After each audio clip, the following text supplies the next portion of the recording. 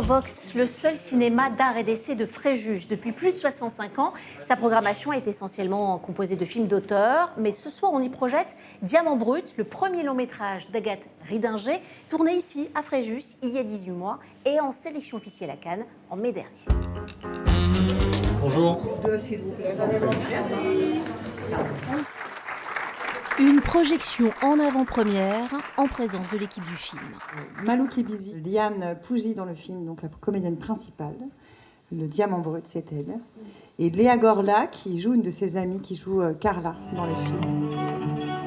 Diamant Brut nous plonge dans les rêves de Liane, une jeune femme de son époque, obsédée par le besoin d'être aimée et le désir brûlant de devenir quelqu'un. J'ai 19 ans. Issue d'un milieu modeste, elle ne voit son salut que dans les promesses de réussite de la télé-réalité. Coucou mes bébés. Grâce à l'émission, vous allez vraiment m'aimer. Je suis un soldat et cette revanche, on va la faire ensemble.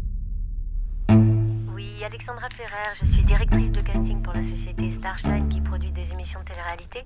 Voilà, je vous appelle parce que la vidéo que vous nous avez envoyée nous intéresse beaucoup. Ce serait bien qu'on se rencontre. Vous me rappelez ? Là, on est en plein pèlerinage, recueillement. Ça fait bizarre de revenir ici, c'est trop bien. Diamant Brut, premier long métrage d'Agathe Ridinger, a été en partie tourné à Fréjus. Selon elle, un territoire idéal pour appuyer son propos.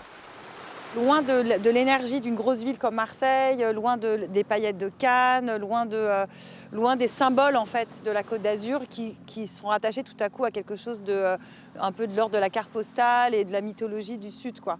Moi, ce que je voulais, c'est que Liane, elle vit dans un endroit justement qui subisse une forme d'injustice par rapport à ce regard un peu glamour ou énergique qu'on peut poser sur la Côte d'Azur. Et ce sont des thèmes auxquels l'interprète de Liane est particulièrement sensible.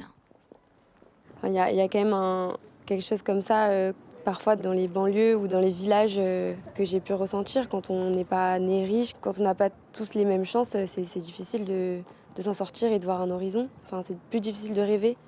On a moins accès aux rêves.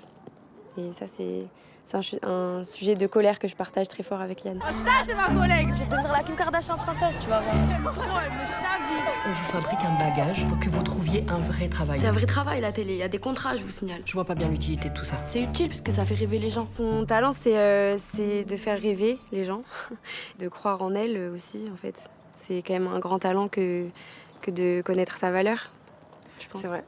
Moi, je dirais aussi que elle provoque des réactions, que ce soit une réaction d'amour ou de haine. Elle se sent invisible, donc pour elle, le talent, c'est justement de devenir visible. Depuis le tournage, le film fait un parcours exceptionnel. En sélection officielle pour la Palme d'Or à Cannes en mai dernier, il a été présenté en Corée et aux États-Unis. Il fait maintenant une tournée française avant sa sortie en salle le 20 novembre, à la rencontre du public. Je me pose une question. Il y a beaucoup de violence, beaucoup de colère dans le rôle de cette jeune fille.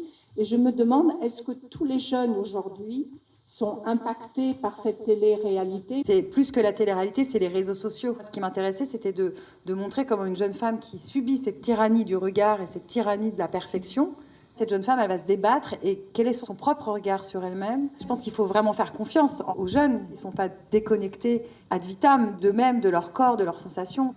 Je suis née et j'ai grandi à Fréjus et je fais maintenant une thèse sur le métier de candidat ou candidate de télé-réalité de vie collective, comme on les appelle. C'est incroyable. Ouais, on était fait pour se rencontrer, c'est génial. C'est un film qui dénonce le système de la télé-réalité et qui se met du point de vue du candidat et qui va justement ouvrir ses bras au candidat. Vous avez sacrément bossé. Hein. À mon avis, on ne sort pas complètement indemne d'un tournage comme ça. Je vais bien. Enfin, non seulement je ressors de ce tournage indemne, et en plus j'en ressors grandi vraiment, quoi. Agathe Ridinger, on vient de vous voir présenter Diamant Brut devant le public du cinéma de Fréjus. Diamant Brut, c'est votre premier long métrage. Alors, les cinéphiles l'ont déjà vu, puisque vous étiez en sélection officielle à Cannes pour la Palme d'Or. Qu'est-ce que ça apporte, Cannes, finalement ? Ça apporte beaucoup d'apaisement et aussi quelque chose d'assez effrayant. C'est l'apaisement parce que c'est courir un marathon. Quand on fait un film, on ne sait jamais si ça va aboutir tout court ou si ça va aboutir d'une forme ou d'une autre. Et donc, quand on a fini cette course immense et qu'on arrive à la ligne d'arrivée, qu'on décroche la timbale, il y a un truc d'apaisement, de se dire « ça y est, je l'ai fait, j'ai réussi ».